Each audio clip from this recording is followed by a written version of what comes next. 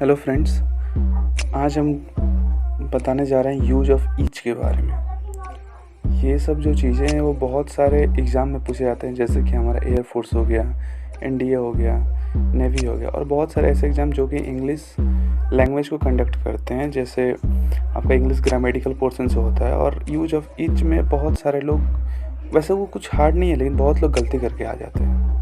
तो आज हम इसके बारे में कुछ छोटा सा एक एनालिसिस करेंगे, और मैं ये दावा कर सकता हूँ कि अगर इसको आप बढ़िया से समझ लिए तो आपको अब ईच का जो सेक्शन होगा ग्रामर में, उसमें कोई दिक्कतें नहीं आएंगी। तो चलिए देरी ना करते हुए हम शुरू करते हैं।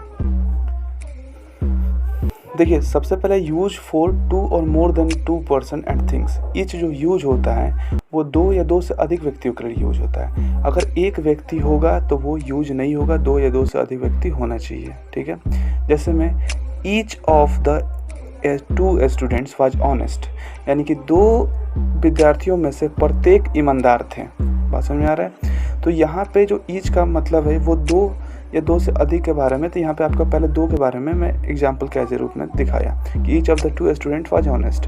देन सेकंड जो एग्जाम्पल मेरा है वो है each of the three students was honest, यानी कि तीन में से प्रत्येक स्टूडेंट जो क्या है वो ईमानदार है।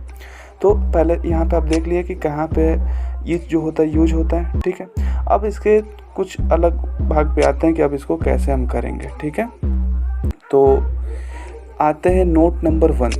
ईच ऑफ के बाद प्लूरल नाउन और प्लूरल प्रोनाउन होता है। ठीक है, यहाँ पे देखिए एच छूट गया है, होता है। तो ईच ऑफ के बाद प्लूरल नाउन और प्लूरल प्रोनाउन होता है, जैसे में each of the boys has a notebook.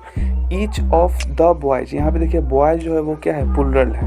तो प्लूरल ये क्या है, प्लूरल नाउन है। तो ईच ऑफ के बाद या तो प्लूरल नाउन होगा या प्लूरल प्रोनाउन होगा। अब यहाँ पे ये नाउन है, यहाँ पे प्रोनाउन भी हो सकता है, लेकिन जो होगा वो प्लूरल ही होगा।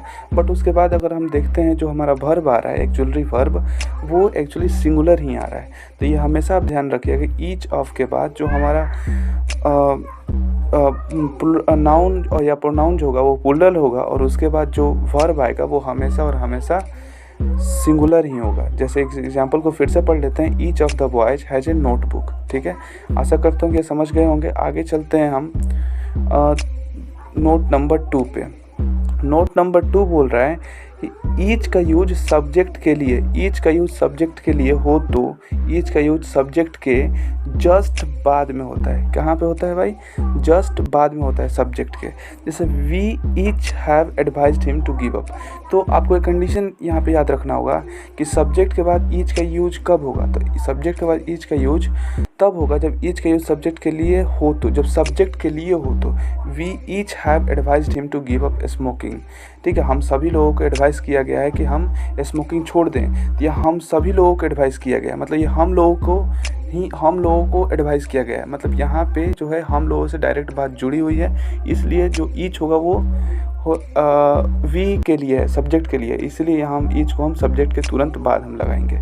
ये चीज़ क्लियर हो गया। अब आगे बढ़ते हैं नोट नंबर 3 पे। नोट नंबर 3 बोल रहा है कि यदि किसी सेंटेंस में ऑब्जेक्ट के बाद फ्रेज का यूज हो तो, यदि किसी सेंटेंस में ऑब्जेक्ट के बाद फ्रेज का यूज हो तो, ठीक है, फ्रेज का यूज हो तो ईच का यूज ऑब्जेक्ट के बाद होता है। इस बात को बहुत ध्यान से सुनिएगा। यदि किसी सेंटेंस में ऑब्जेक्ट के बाद, सेंटेंस में ऑब्जेक्ट के बाद, ठीक है, फ्रेज का यूज हो, ऑब्जेक्ट के बाद फ्रेज का यूज हो, मतलब subject plus verb plus object, उसके बाद अगर फ्रेज का यूज हो तो ईच का यूज जो होगा ऑब्जेक्ट के बाद होता है। जैसे मैं एग्जांपल देखिएगा, I gave them each some money. I gave them each some money. तो यहाँ पे आई जो है सब्जेक्ट हो गया, गेव जो हो गया वर्ब हो गया, और देम जो हो गया वो ऑब्जेक्ट हो गया, और ऑब्जेक्ट के बाद यहाँ पे फ्रेज जुड़ा है सम मनी। तो इस फ्रेज के पहले हम क्या लगा देंगे?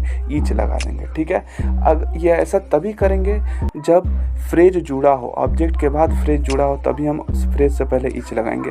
अन्यथा अगर ऐसे करेंगे तो गलत हो जाएगा। ठीक है, अब बढ़ते हैं नोट नंबर 4 पे। तो नोट नंबर 4 है कि यदि किसी सेंटेंस में ऑब्जेक्ट के बाद फ्रेज का यूज नहीं हो तो, मतलब ठीक, और नोट नंबर 3 का ठीक उल्टा, यदि किसी सेंटेंस में ऑब्जेक्ट के बाद फ्रेज का यूज नहीं हो तो, फ्रेज का यूज नहीं हो तो ईच का यूज सब्जेक्ट के बाद नहीं होता है। तो ईच का यूज सब्जेक्ट के बाद नहीं होता है। जैसे यहाँ पे देखिए, ही सब्जेक्ट हो गया, लाइक्स जो हो गया वो वर्ब हो गया, और ईच को भी छोड़ते हैं, और जो देम हो गया वो ऑब्जेक्ट हो गया। लेकिन ऑब्जेक्ट के बाद कोई फ्रेज नहीं है, इसीलिए जो ईच है वो तुरंत जो ऐसा जो लगता है कि वर्ब के बाद ही लग जाएगा, मतलब ऑब्जेक्ट के बाद ये नहीं लगेगा। ठीक है, तो दोस्तों इसी तरह के वीडियो मैं एक एक करके सारे को, जैसे कि इसके बाद आइदर, नाइदर, आइदर और, नाइदर, नॉर, और इससे रिलेटेड जितने भी सब चीज़ें हैं जो कि आपके एग्ज़ाम में बहुत महत्वपूर्ण भूमिका निभाते हैं, रोल निभाते हैं, तो मैं उनको जो है कि ऐसे ही मैं कराता रहूँगा, और जिससे कि आपका जो ग्रामर पे पकड़ है वो मजबूत हो जाएगा। और एक बार अगर आपके ग्रामर पे मजबूत हो गया तो चाहे जो भी आप एग्ज़ाम दो उसमें इंग्लिश में बढ़िया नंबर आएगा। और मैं इसका पूरा कोर्स आज मैं शुरू कर रहा हूँ, ये मेरा पहला वीडियो है, और इसके बाद से मैं रोज़ मैं इसको डेली पे डेली वीडियो में डालता रहूँगा, और आपको एक एक नया टॉपिक से पूरा डिटेल में बताता रहूँगा। अब मैं सोचूंगा कि एक दो टॉपिक और बता के मैं उस पर कुछ एक्सरसाइज आपको करा दूँगा। ठीक है, और तो इस तरह के अपडेट पाने के लिए आप हमारे चैनल को सब्सक्राइब करें, वीडियो को लाइक करें और शेयर करें, और ताकि और बेल आइकन प्रेस करें, ताकि जितने भी मेरे अपडेट्स होंगे वीडियो को आप तक जल्द से जल्द पहुंच जाएंगे। Thank you for watching.